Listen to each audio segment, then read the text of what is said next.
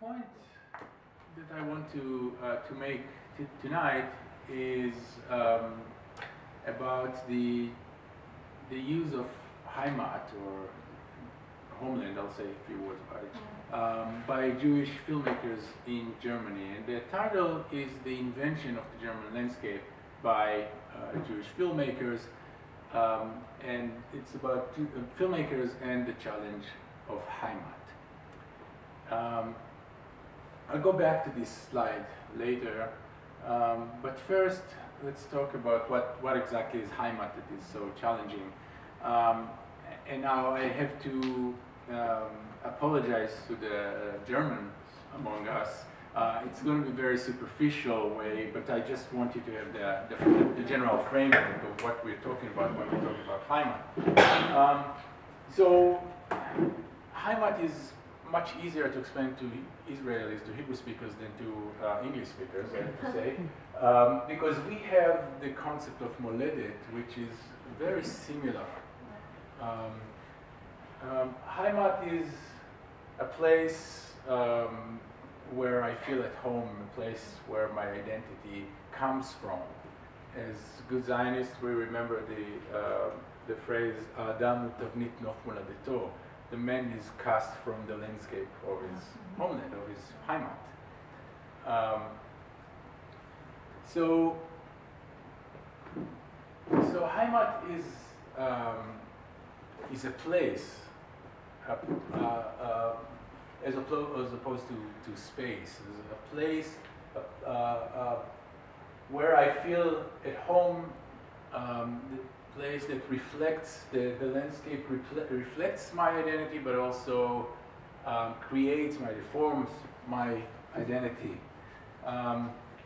We see heimat, the concept of heimat in Germany, around the times of crisis, transitions, and of course when there is this pressure for nation building. So we see it from the early 19th century, but the first time we see this wave of heimat that sweeps across Germany is in around 1871 with the making of the new Germany. And then again after the First World War, the Second World War, during the Nazi time and so forth.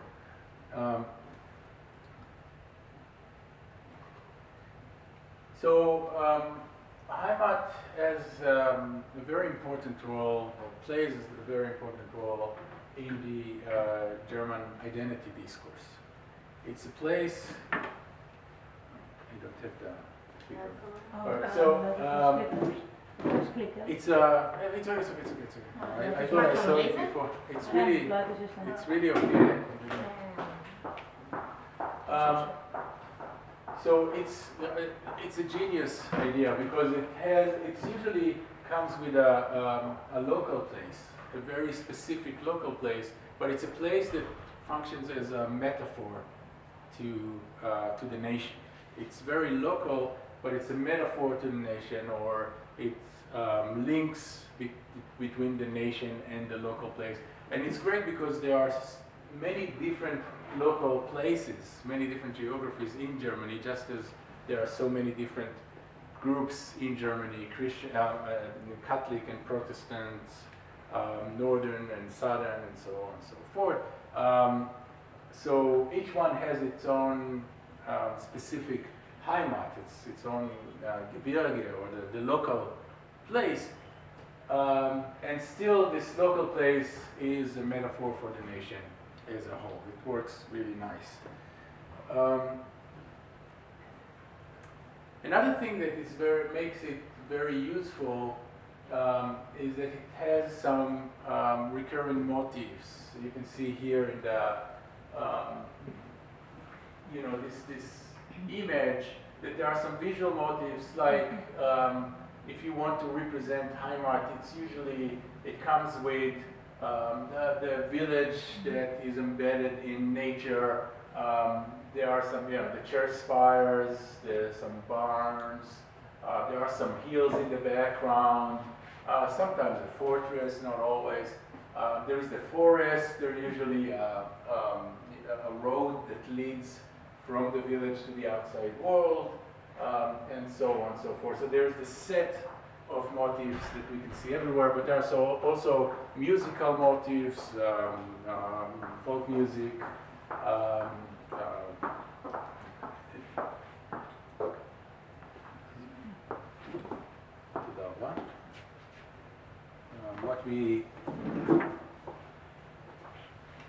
what we know, in Israel as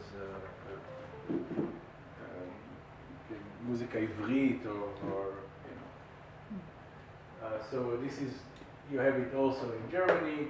Also, there's a whole literature of heimat literature and heimat films, and they usually have the same narratives with the same ideas. Someone comes from the outside, falls in love with someone from the inside, and they form a community, a new community, through conciliation of different aspects of the German nation as a whole.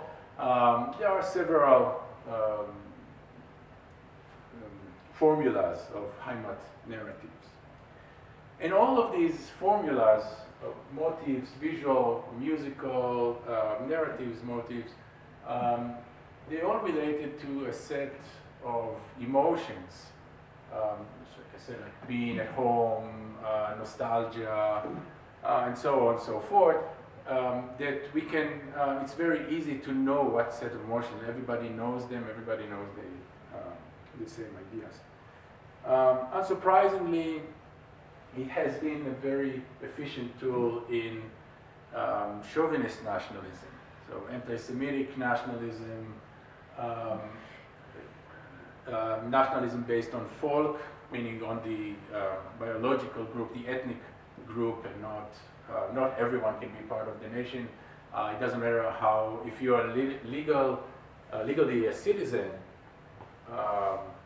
it doesn't matter if it's after the emancipation of the Jews. If you're not part of the heimat, you're not part of this community, you are not part of the nation. It doesn't have to be like that. Now, heimat doesn't have to be exclusive, but it's very effective for exclusive notions of identity. Now, this is well known. This is something that we can expect. What is less expected is that heimat was a very attractive concept for the Jews in Germany. Some Jews adopted the anti-Semitic notion of this dichotomy of the Germans, the non-Jewish German have this heimat, they are embedded in heimat, whereas the Jew is the wandering Jew of history, the one who doesn't have it. He is heimatlos. He doesn't have a heimat.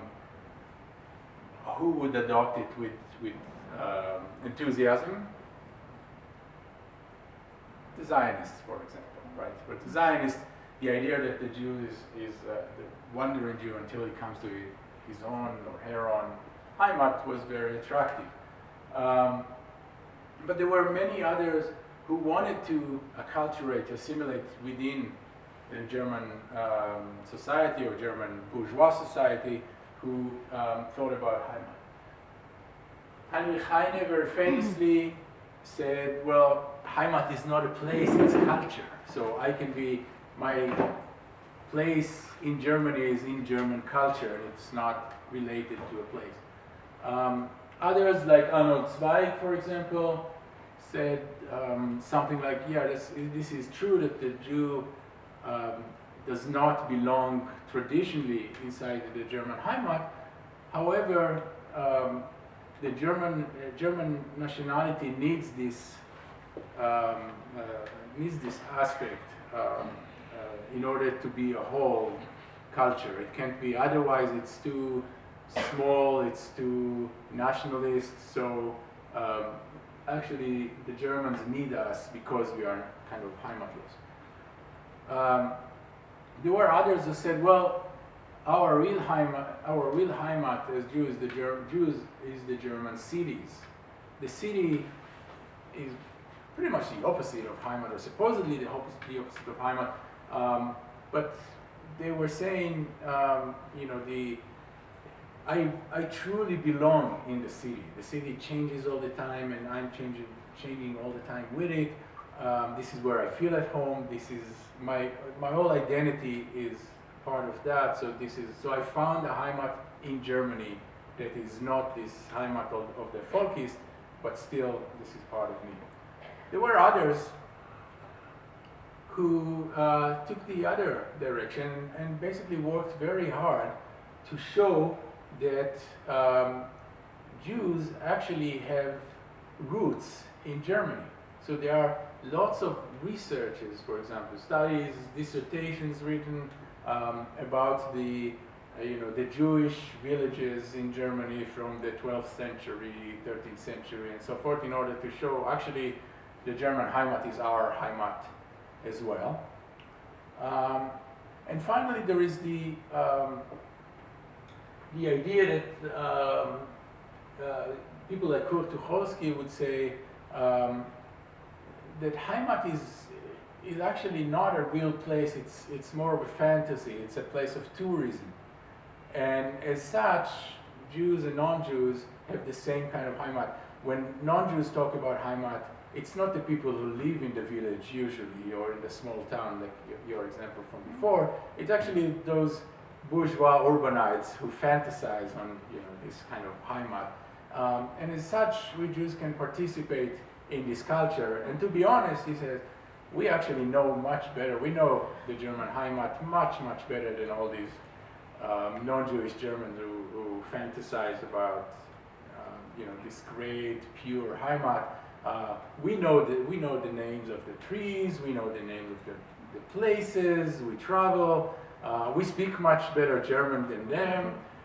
So basically this is our heimat, because heimat is not the real place, but a place of tourism. So this is the Jewish discourse about heimat, and as we will see shortly when I talk about the films, we will see that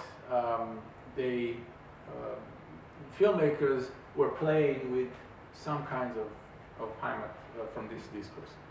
Before I talk about films, I need to say the heimat film was one of the most popular genres of German cinema.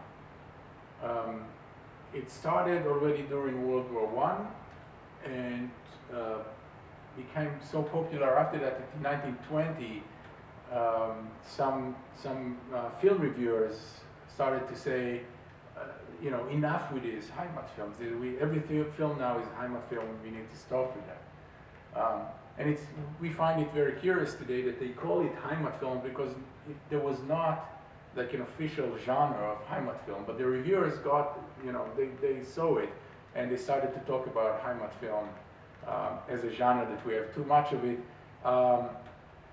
And obviously during the Nazi era, the Nazis liked the idea of blood and soil that in the heimat, so they used it.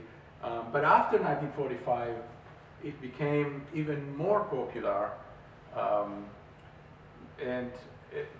but by that time, and I'll say a little bit about it later, but at that time, this is the most popular, by far, most popular genre in Germany. In some years, almost 40% of all the films made in Germany are heimat films. That's in the mid-1950s. So it's a very popular genre, and my argument would be that for Jewish filmmakers, this was a great opportunity to talk about, through heimat, to talk about the Jewish perception, Jewish identity perception in Germany, and to integrate it into mainstream culture. And the films I will talk about, they were mainstream culture. They were very popular when at least some of them, when they were. Okay, so far so good? All right. The first film I want to talk about is from 1918. This is Ernst Lubitsch Meyer aus Berlin, Meyer from Berlin. Was made in 1918, maybe a few words about Lubitsch. He started his filmmaking career. He started as an actor, theater actor, but started his filmmaking career just before the First World War with some comedies we call milieu comedies. So comedies about Jewish environment, Jewish milieu, usually around Jewish businesses, and his protagonists are usually, you know, very stereotypically Jewish. He plays, let's see if I can, yeah. So he plays many of the protagonists. You can see that from his physiognomy, he's very, very stereotypically Jewish, right? And he behaves Jewishly, if you will. You know, he's cheating his way up. The only thing he's interested in is, you know, making out with non-Jewish women and so forth. But you know, he's not. These are not anti-Semitic or auto-anti-Semitic films, because he, as stereotypically Jewish, he's very, very lovable. Yeah, you can't just be, you know, you can't really condemn him for what he's doing. And I think if you want to understand his point, is if you watch Woody Allen, the good Woody Allen films, it's basically the same idea. So, you know, from Annie Hall, for example, he's very Jewish, but he's so Jewish, and at the same time he's one of us. So the film I want to talk about, My House Berlin. Oh yeah, look at that. They didn't give me PhD for nothing. So I'll just say what is the plot very, very briefly. So this is Lubitsch. He's playing Sally Meyer. This is clear that he's Jewish, right? Salomon Meyer. Sally Meyer is bored in his apartment. He's bored with his wife, and he conspires with his doctor, that the doctor will come and say that he is sick and he has to go on the mountains to recover. So he's ready to go on the mountain. He tells his wife, you know, his wife is very worried about him, but he tells her not to be worried, and he's off. And you can see that already here he's, you know, a joke about someone who has no clue about the mountains. So he wears all these silly clothing. When he gets out, people, you know, mock him that he goes to a, you know, like a customs ball or something like that, custom party or something like that.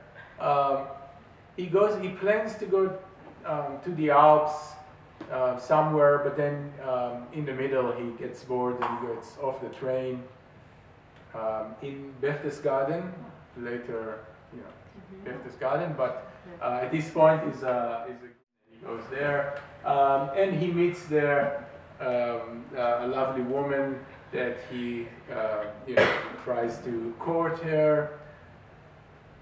And she said, you know, I'll go with you. I'm going on the mountain. You can come with me. And he thinks that this is his opportunity, so he goes with her on the mountain. He's not very successful as a mountain climber, of course.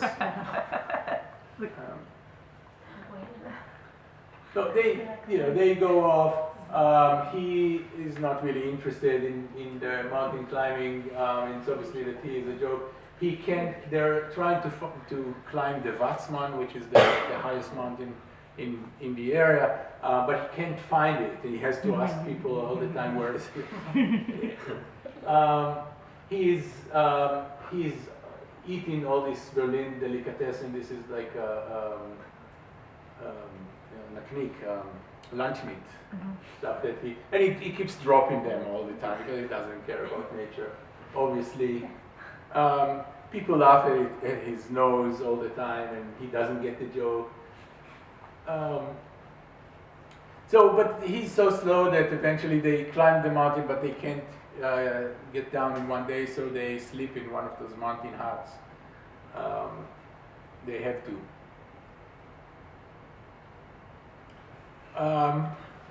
And he thinks this is his lucky day, but unfortunately for him, his wife suspects and goes to the mountain and meets on the train the husband of Kitty, the woman. And they both start to climb the mountain to find their spouses, but it's evening, so they have to take refuge somewhere, and they come to the same place. They go to sleep. Everyone, it's dark, so they go to sleep, and everybody sleeps in together. But in the morning, they realize, and then there's a fight, struggle between them, blaming each other. But then Sally cracks a joke, and everybody's fine, and the film ends with this happy ending. So my point, at first glance, this is really an anti-Semitic film that uses heimat as this to show the Jews they do not belong in the heimat. It's not their place, and they're just ruining everything. And however, there are some points here that show that Lubitsch's the director Lubitsch has a totally different point. First of all, it is true that Meyer does not belong there, and he has no clue what's going on. He's a tourist. But then when you look in the films, everybody's a tourist. There's no one local person in the whole film. Everybody's a tourist, and everybody's playing, the mountaineers. Everybody's there. Even the people he meets there are not. No one is local. And when there's actually one local person, this person that he meets on the way, and then this person is so ridiculous. No one can understand what he's saying. He's talking in this local dialects. No one understands him. He has this really ridiculous costume, and so it's really not the person you want to be like. So that's one thing. So one thing is that it's closer to the point of Tucholsky that I mentioned before, that heimat is not a place. It's a place of tourism, and it's a place that we can all have fun when we go just on vacation from our life in the city. The second point is that eventually, this hut on the mountains become a place where Meyer, the Jewish Meyer, and the non-Jewish Kitty, it's right, they don't have sex, but they become friends. And they become good friends, and eventually they all become friends with her husband and his wife. The hut is just like, an apartment on the mountain that they can all share and have fun with each other, which is an important point, because what we know about Jewish acculturation, even in the cities where it was very successful, it was usually limited to the public spheres.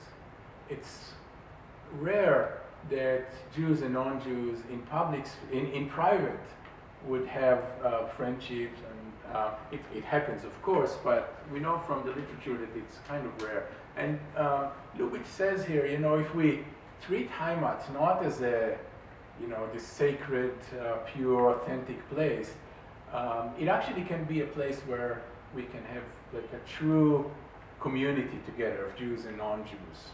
So it's a propaganda film for Jewish acculturation, using heimat as as a tool, as a vehicle for this acculturation. So this is one example. Another example would be from this film, from DuPont, another Jewish filmmaker. It's called the Gaia Valley. I don't know, have you heard about the Gaia Valley? Yes, I've heard, and there's also like a mock film about the Gaia Valley, so it's still like a topic. Right. Yeah. So it's so well known. Yeah. Mm-hmm. It's well known. It was made several times. Yeah. In 1921 by the Jewish filmmakers DuPont. In 1940 by a very famous or infamous Nazi filmmaker Hans Steinhoff. In 1956, it's kind of like a propaganda for West German conciliation, forgetting of the past. And then there is this 1980s parody, actually a pornographic parody of the film. The only one I know.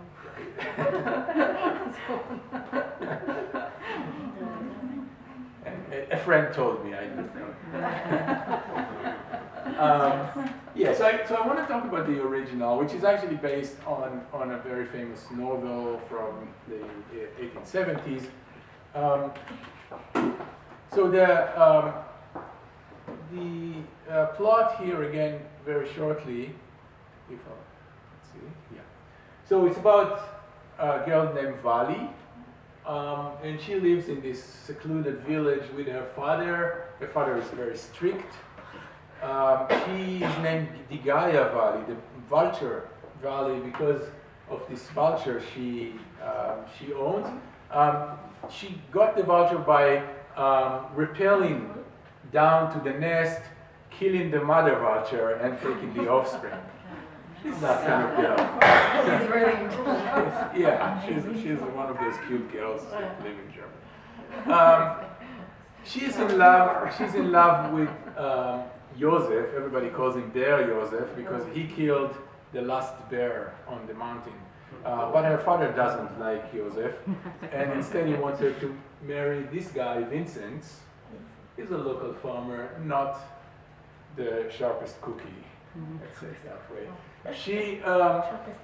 She doesn't want to marry him, and her father expels her off to this hut on the mountains high above where the snow is, and she lives there by herself.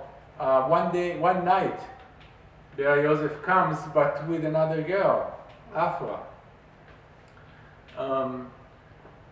After a while, Vali has to go back to the village. Then she meets Afra. She calls her a whore for taking Joseph away from her.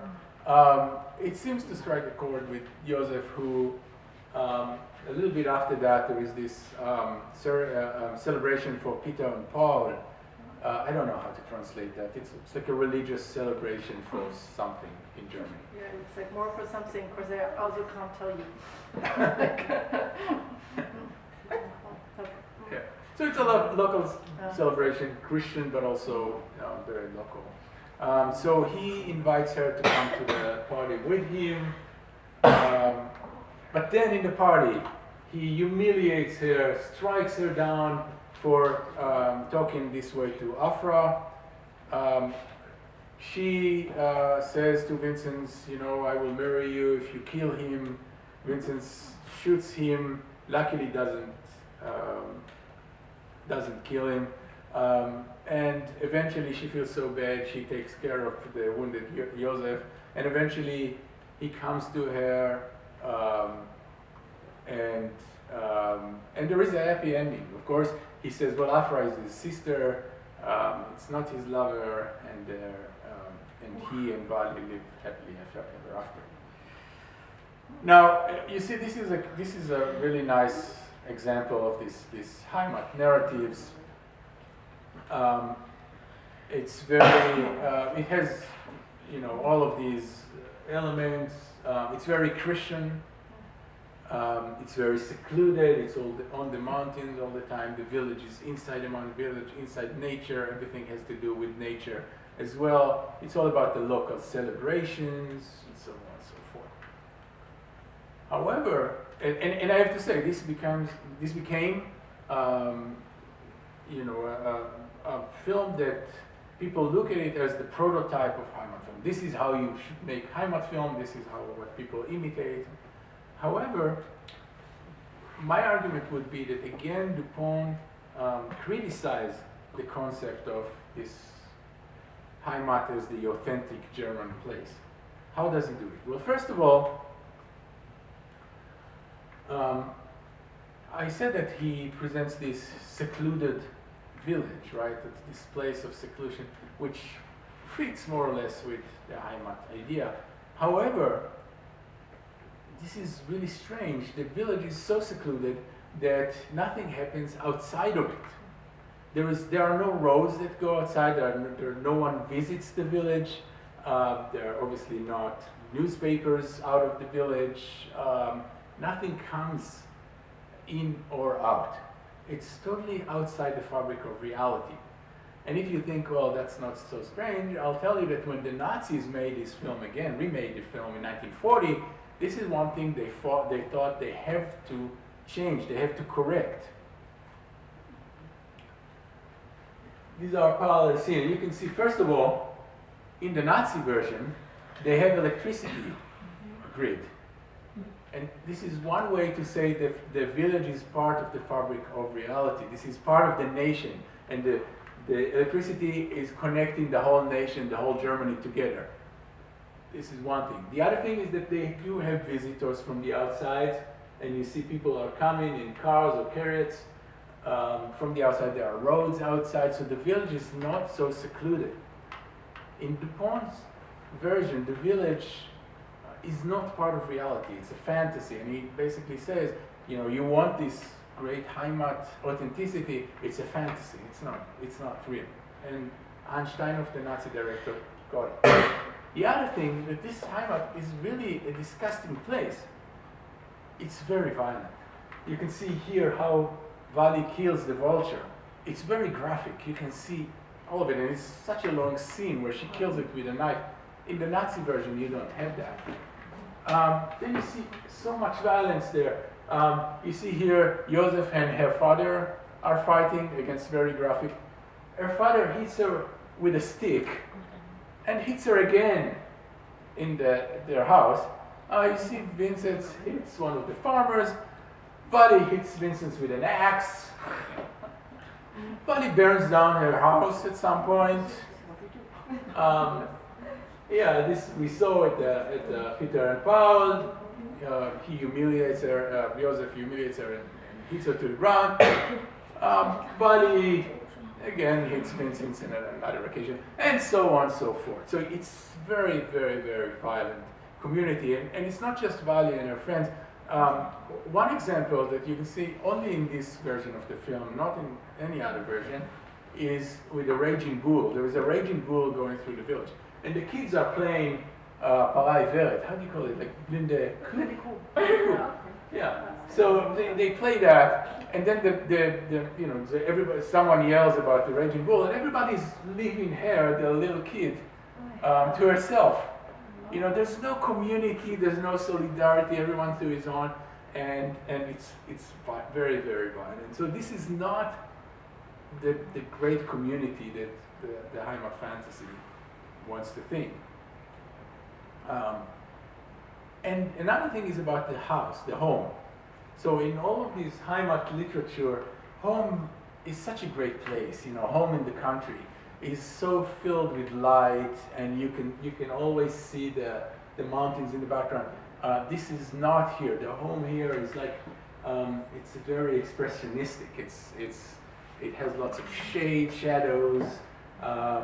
You see that it's shot from this diagonal lower angle to there are, you know, the window, you can see anything from the window. The mirrors are usually a symbol of being at home, where you reflect yourself at home and so forth. The mirrors are broken in this house. As I said, later the house is burnt down. Vali goes up to the mountain, but her house is also torn apart by an avalanche.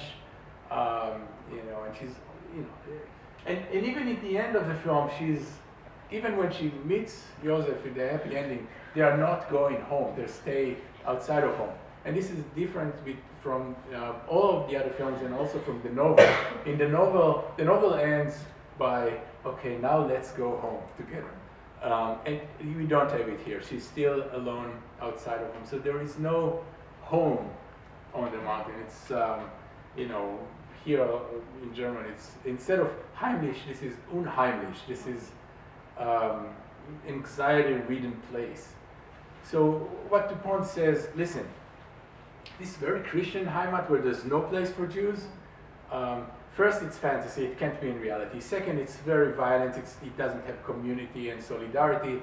And third, it doesn't have a sense of home.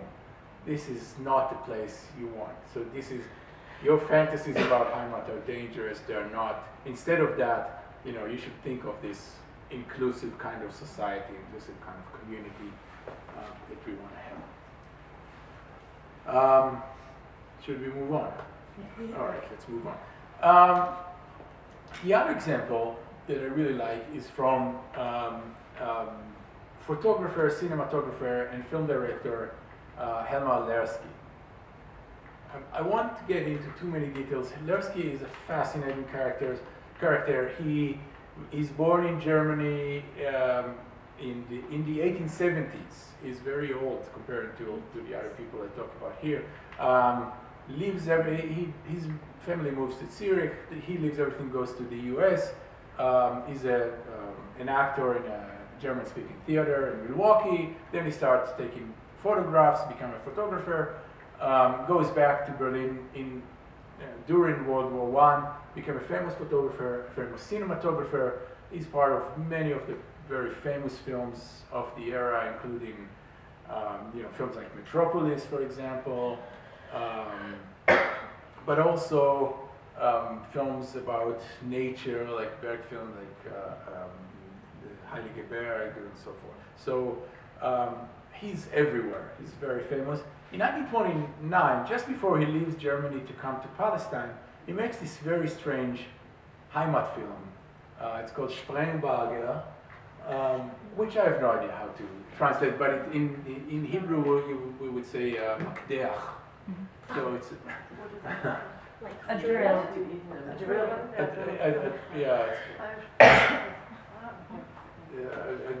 Actually, no, there is a word in English, but I can't remember it now. So, very, very quickly, just to make the point about it, the film is all about this great heimat place with all the cliches of people working the fields, the hills in the background, the woods, the authentic community, everybody's great, nice to each other. And then the protagonist of the film brings this makdeach, this Sprengbarger, in order to drill, to excavate coal, because there is coal in the fields. And everybody, the poor farmers become very greedy and they sell their land, So Lersky is the cinematographer here, and you can see it. You can't really see it because this is very bad quality images. But the whole film is about how this great heimat scenery, and then comes the Sprengbarger and ruins everything. And in the end, there is even some kind of an accident and some explosions, and the whole great place just turns into smoke and stuff. The point is, in this film, is that all this is great. This is about progress, and this is how progress looks like. And yes, heimat and stuff is great, but you need to think about the future. You need to think about it. It ends with, the protagonist says, bringing bread to the people. So it's just a very strange film. You wouldn't expect it. Right after that, he goes to, Lersky goes to Palestine and starts making films for the Zionists. And one of the interesting things that he does, I would argue, he would brings with him the anti-heimat approach, Palestine. And you need to remember, I said it before, that for the Zionists were really enthusiastic about the heimat idea. So the idea that a people is made within the people's authentic landscape was very appealing for the Zionists. Lersky becomes a very famous Zionist artist, maybe the Zionist artist of his time, but he has this anti-heimat approach, a very critical approach. And what do I mean by that? I want to show you a clip of a film that he was shooting for a film about the building of the Tel Aviv harbor, which everybody knows that it was. How can you not know? So I looked it up. It was between the end of 1936 and the beginning of 1938. that's where they built it. And what I want to show you is a very short clip out of it, and you will see something very strange about the concept of landscape. See how he shows landscape.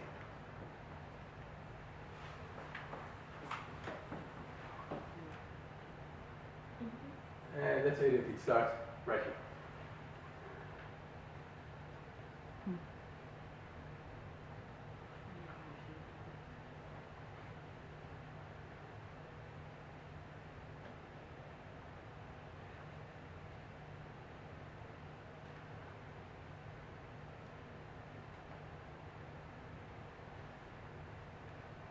It's very carefully edited, right? Mm-hmm. It's not just, he thought a lot about it, and he thought a lot about what he wants to show.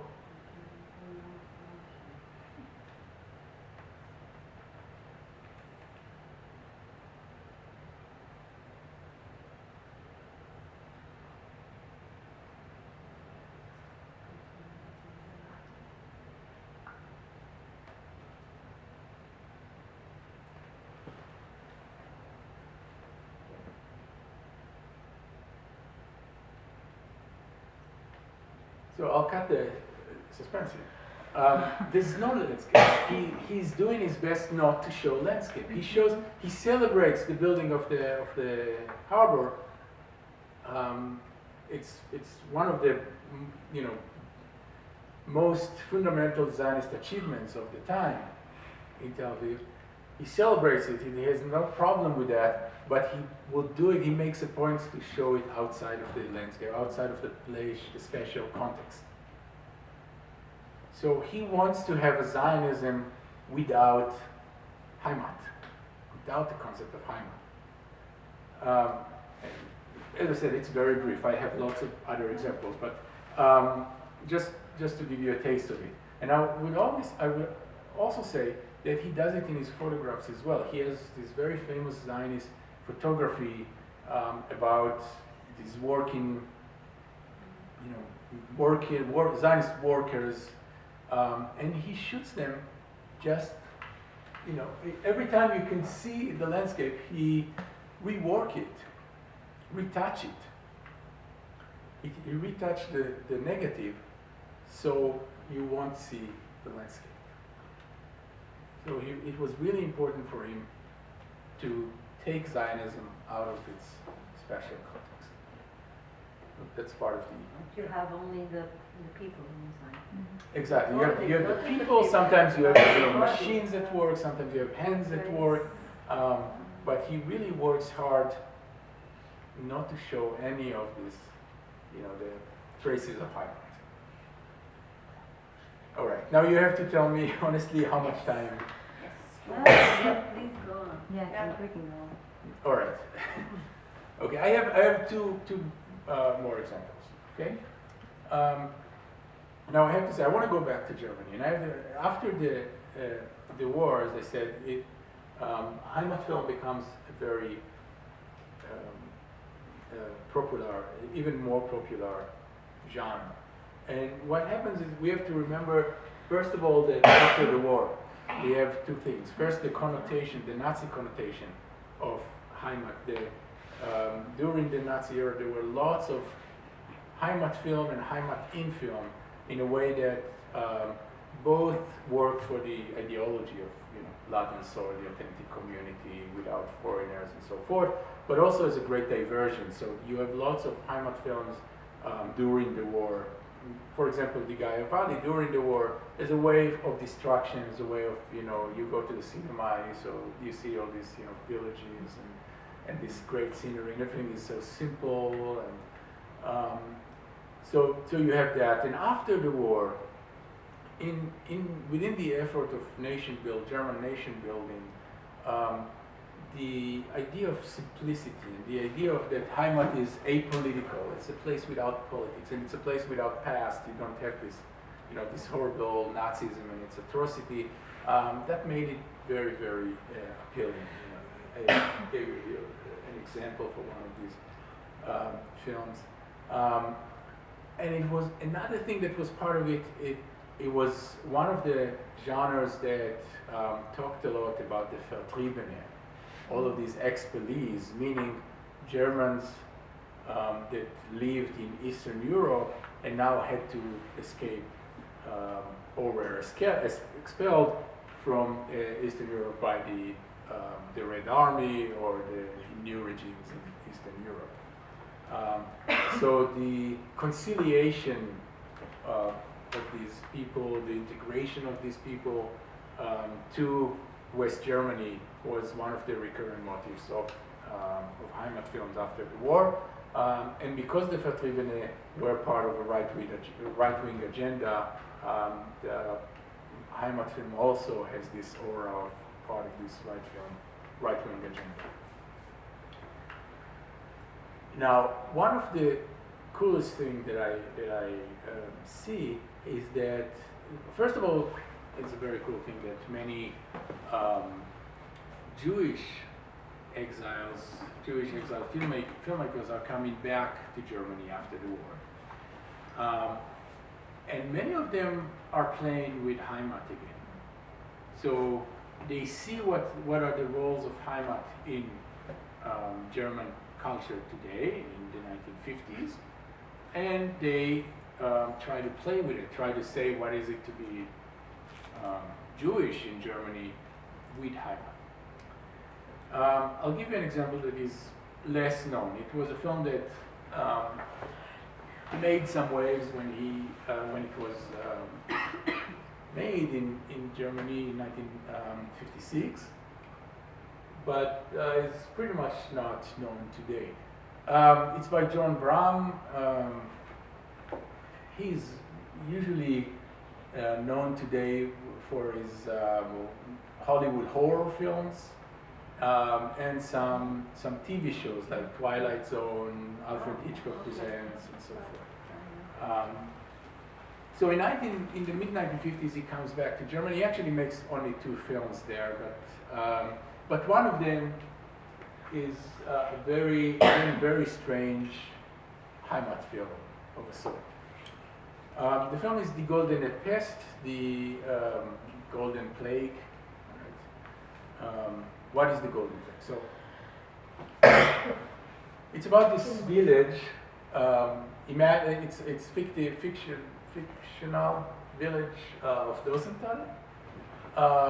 But it is based on a real place in the Pfalz area, so west to the Rhine.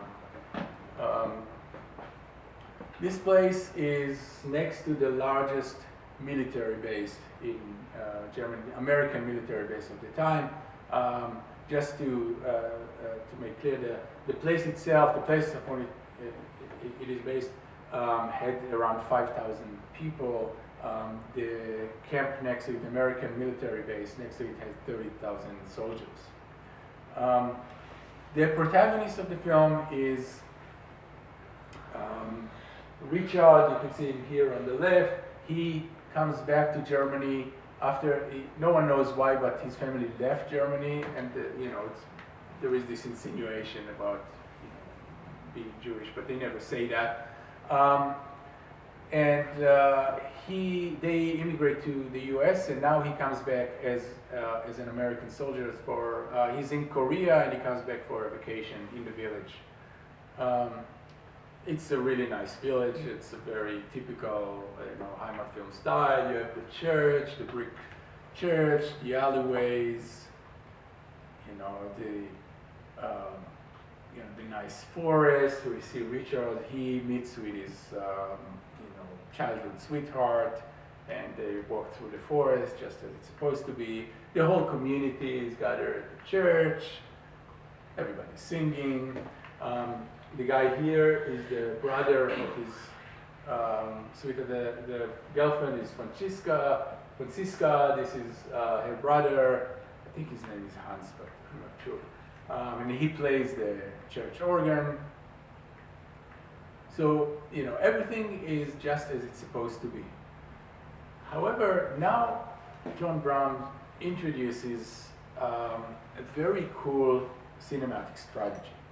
And this is a strategy that he develops and later would be part of we'll start to see in the 60s and especially in the 70s, we'll start to see the new German cinema, the critical cinema of the young German generation, they will copy his strategy. What is the strategy?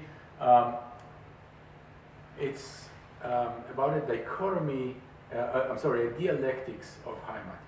He shows an image that is as heimat's supposed to be. It's a cliche. Is here. You can see this really nice road, the really nice road, the forest, a car coming by. You can hear the chirping birds. You can't hear it now. You have to believe me. And then you see that.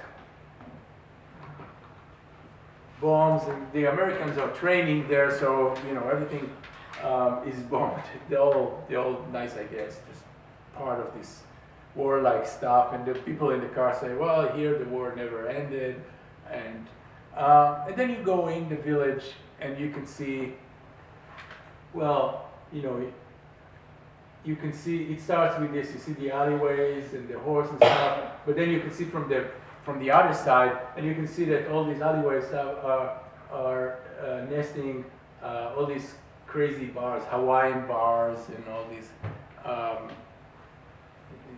places that are not supposed to be there. You can see like nice kids playing, and then you can see that they playing with stolen merchandise. It's like market stuff. You can see this, Richard and Francesca are. This is a classic heimat image. You see the tree, the diagonal tree. You see the church in the background, the hills, the forest, the barns. Everything is as it's supposed to be. But the point is not just that it's not as it's supposed to be. It's just that when you have this image in mind, what you don't see is these things here. First of all, you don't see what's really happening in the village. This is totally crazy. You have all these, as I said, nightclubs with girls fighting and mud fighting and all this stuff. But also what you don't see is that all these villagers, these nice villagers, they have this, criminal stuff that they're doing, stealing stuff, dealing drugs, and eventually stealing from the Americans, stealing gasoline from the Americans. What you also don't see is that this place is, again, very, very violent. And once you zoom in, this village has all these guns everywhere. But again, I'll go one back. What Richard doesn't see all that, because what he sees is this great heimat scenery. He lives in this fantasy and doesn't see everything else. And obviously it ends with a tragedy. When the Americans finally understand that they're stealing gasoline from there, they're trying to find these people who steal from there. The leader of this bunch of the villagers is actually Richard's best friend. He has this club, and when the Americans come, he tries to escape and he lights fire in, and people are dying in the fire. He himself dies in the chase, and Francisca is shocked, and like everything is burnt into ashes. Right. So the whole point is that once you have this fantasy of heimat, once you have this idea of everything is great and everything is heimat-like, you don't see the violence, the criminality, and the tragedies. Now this is what you see in the next morning, and you can see already that the heimat scenery becomes gets out of the smoke, and everything is great. And what you see right after that is you see a farmer goes on the village, and everything is totally normal. We just ignore what happened. And the idea is clear. Like just like we Germans ignored what happened just a few years ago, we ignored the violence a few years ago, and we marvel at the heimat scenery as if everything is great. This is exactly what happens here. So the point is, once you think of heimat, you you are enabling and forgetting the violence. All right. So let's go to the last example. All right. So the last example is again a pretty cool film that I think that The Golden Pest is interesting, right? But the next film, I think, is you will enjoy it, even if not just for the sake of scholarly interest. And this is Ich war 19, Konrad Wolf, Ich war 19. I was 19. This is in a way, autobiographical film. Konrad Wolf was born in Germany in 1925, exiled with his family in Moscow when the Nazis took over. His father was Friedrich Wolf. He was a playwright, a communist playwright. He wrote a very important book on homeopathy. And Konrad grows up in Moscow together with his together with his brother Markus Wolf. Markus Wolf was a very famous figure in East German history. He was the head of the foreign intelligence agency for many, many years, from the mid-50s to the mid-80s. One of the strongest people in East Germany. So Konrad Wolf comes back to Germany with the Red Army in 1945, and the film narrates the last weeks of the war from his point of view. Now, during the film is about his identity as a German Jew. During the film, this is his character. His name in the film is Gregor. It's not Konrad, but it's based on his diaries and journals. He is asked throughout the film by people he meets. They ask him, "What are you? What is your identity? What are you?"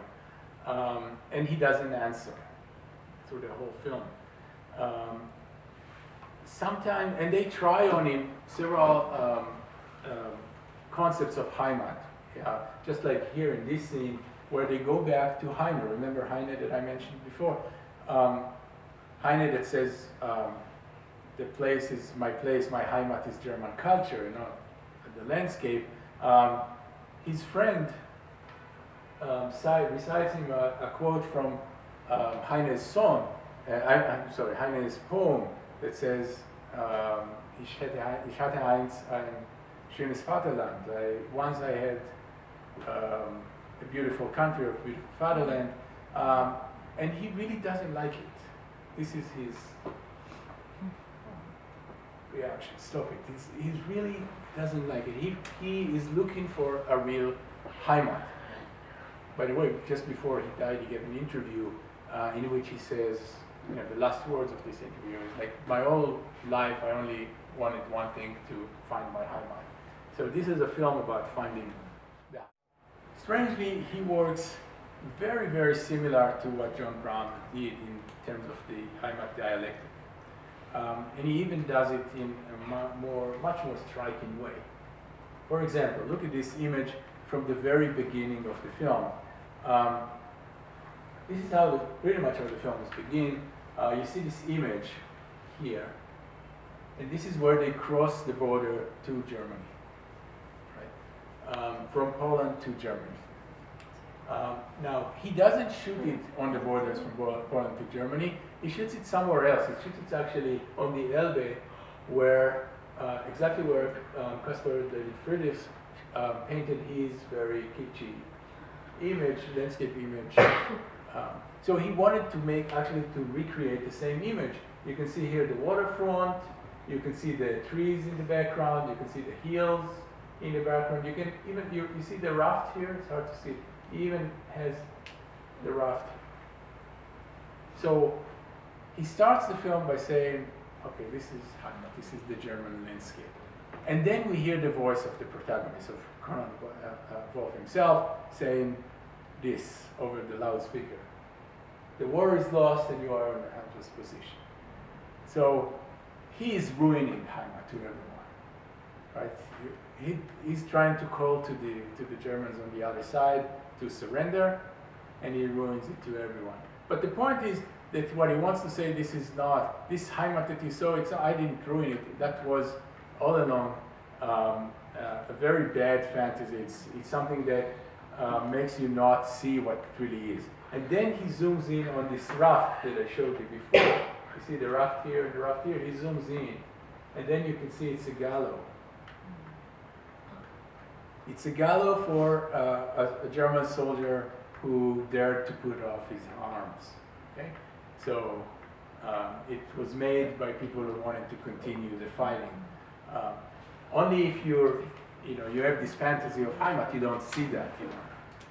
And by the way, this is, I don't know if he did it on purpose, but he actually copied this image from Heimat magazine from 1919 that talks about the Heimat und ihre Verräter, the traitors of Heimat. So the whole film is like that. He shows the Heimat as it should be, and then he shows it as this very ugly thing. Now I want to show you, if you still have some patience, I want to show you the ending scene of this film. Okay, where he, this is May 3rd or 4th, really the end of the war, and this is the Operation Mercy of the Red Army that calls to everyone to surrender, and we won't do anything. I mean, we'll take you to a gulag somewhere in Siberia, but we won't kill you. And so this is outside of Berlin. I want you to look at what happens here, and you will see that they have some cliché Heimat ideas there as well. The barnyard, the village, the river, and all that. But see what he's doing with that. This is him, right?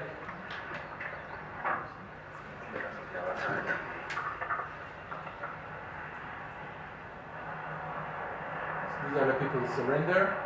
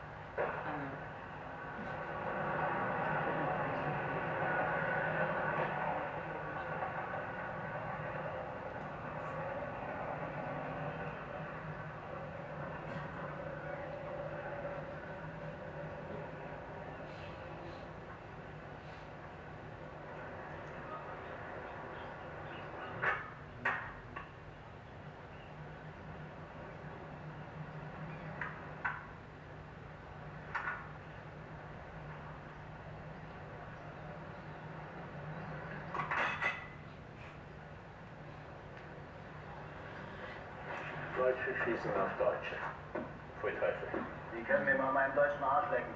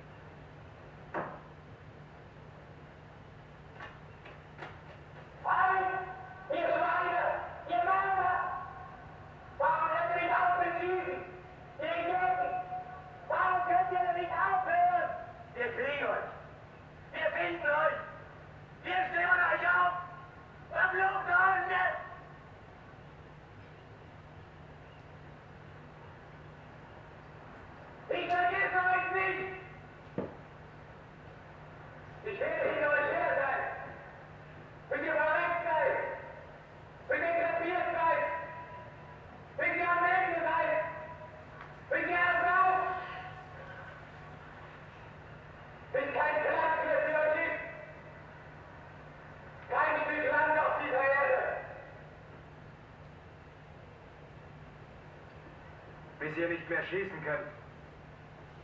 Ihr Verbrecher. Bis ihr begriffen habt, dass es damit vorbei ist.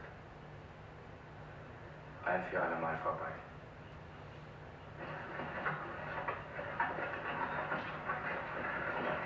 Kannst du bei mir zu Hause in Reha gehen? Das ist nicht weit vom Alex. Ich werd's finden. Bestimmt.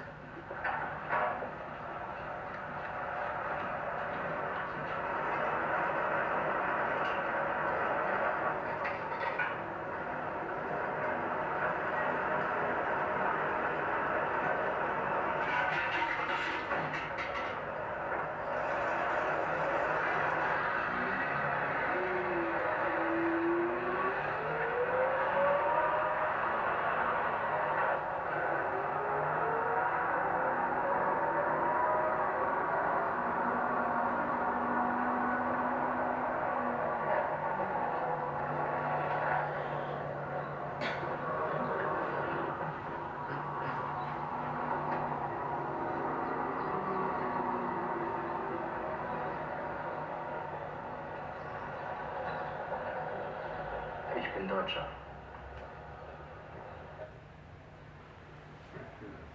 At the end, he said, so, a few. There are a lot of things to say about this scene, but I want to make a few points. It was the very end, no? We started. Yeah, this is how it ends.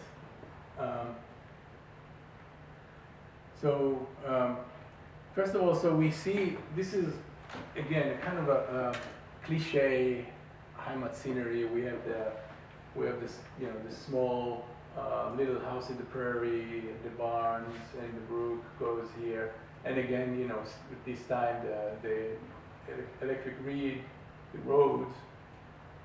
Again, hills and forests, it's hard to see it, but in the background, everything is as it's supposed to be. But a few things about it. First, again, we have the voiceover of the protagonist who ruins that, right? This image.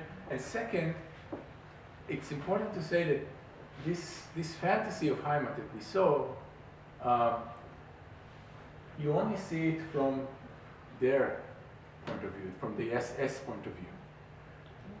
So what he wants to say is, if you think about heimat, if you think about this great cliche of German tranquility, and this is how the SS see it. This is not the way it should be seen. And eventually, there's one point where we have again this nice, fields, and the road goes through the fields and all that. But this time the protagonist, this Jewish Soviet German who coming back to Germany, he takes those combatants, he takes the militants out of there. He takes them out of the heimat. He takes all of these elements, these militaristic elements of Germany out of the heimat. And then this is the point where he can say, Ich bin Deutscher. I am German. So in order to be German, you need to rethink heimat. You need to take those elements out of it, and then you have a heimat that I can be part of it. That can be part of. I can call myself German. So this is the end of the journey that starts with people like Lubitsch, who think of this with a comedy. Think of a German Jewish heimat. Here we have it with a tragedy of the past, the German history. But still, again, I want to think of a German Jewish heimat, and this is my solution for it, according to Gordon Wolf. Yeah. So thank you very much.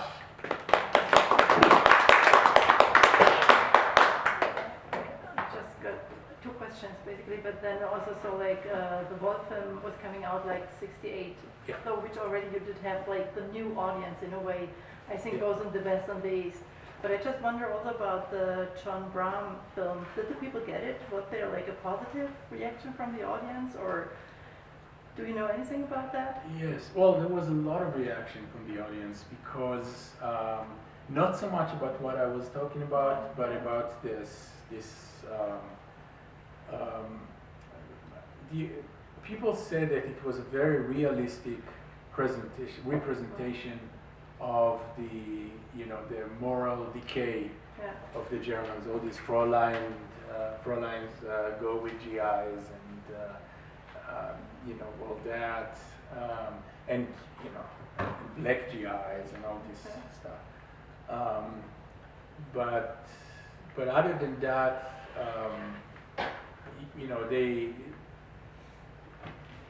there was not much of discussion about the whole idea of criticism of Heimat, the whole idea of him as a Jewish filmmaker. They made sure to write that he was an American filmmaker, and so it's very interesting. But if you read what he says in interviews, and you can see that he did it intentionally. It was not something that I find that it was not part of the intention of the filmmakers. He did it, but he did it subtly, in a subtle way,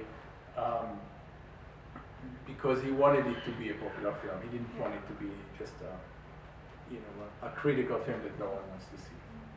And then you were talking about like filmmakers really taking on this kind of way to talk about Heimat, just like using the pictures, the nice pictures, Yeah. but also showing something else. Do you know some filmmakers who really sort of go back to him? Sort of really, they're saying that they're referring to him, or? I just wonder, because I just wonder about whether people really got the idea at that time, but then also later on. For some reason, no one talks about him. But if you look at the Oberhausen generation, the people who start make films in the early 1960s, they really copied it. Okay. And when people write about the anti-Heimat film, trend in the 1970s, this is how they describe it, but they never go back to what happens in the 50s or even before that. So, maybe it's just an easy way to make this criticism, or what can happen is that they saw this film, but they didn't think it was very important, even though it influenced their way of thinking. Because I never heard about him, but I'm not much into films, so I'm not like the one to really tell.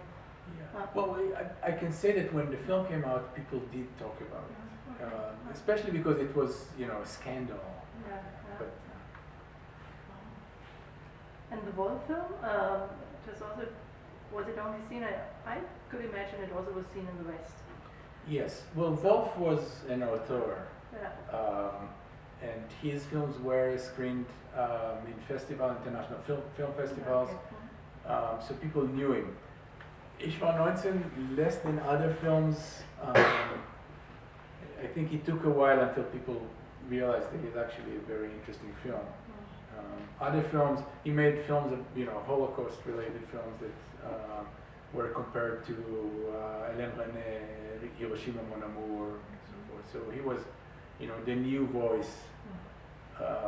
But this film was less important in the West, I think, comparatively.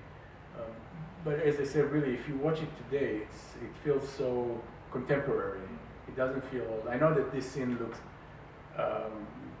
strange, but most of it's very different. The emphasis on the shooting at each other and all that. That's not what happens throughout the film. You don't see much of fighting in the film.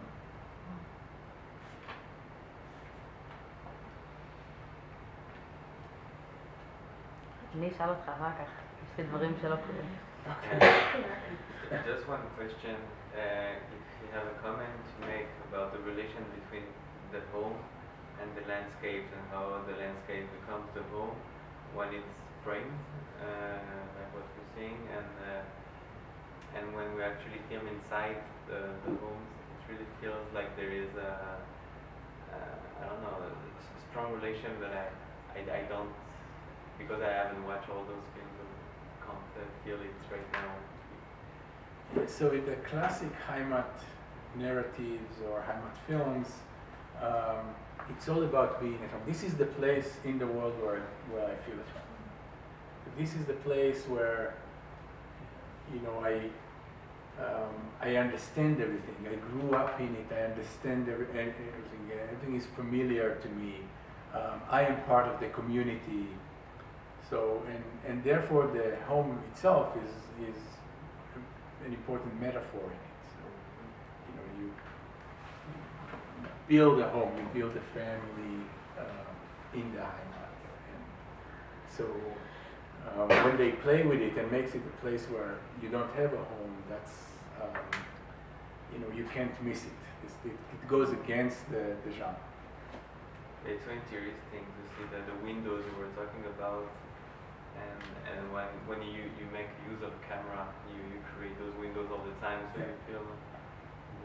Yeah, in most of the films, this is the point where, if you want to make a point about being at home but in nature, this is the point where everywhere they all sit, the family sits, you know, the table, and then the window is open, and you can see the family, and you have this deep focus that shows the background, the mountains or the meadow. And this is exactly what you don't see here. You don't see this great home in nature. You talked about example of anti-Heimans coming here to Israel, but can you give an example for the opposite example? Yes, I mean, it's everywhere. If you look at Zionist art and photography and even films from the 1930s, 1940s, even 1950s, what you will see is all these images. You know, I can show you. I need to look for it, but I can show you something that is very, very typical. Let's see. It's because I just showed it to someone to show it. This is, for example, from a Palestina book, right through the book. It's just a classic Zionist picture book from 1934. And then you can see this is exactly what you have, right? Is that the person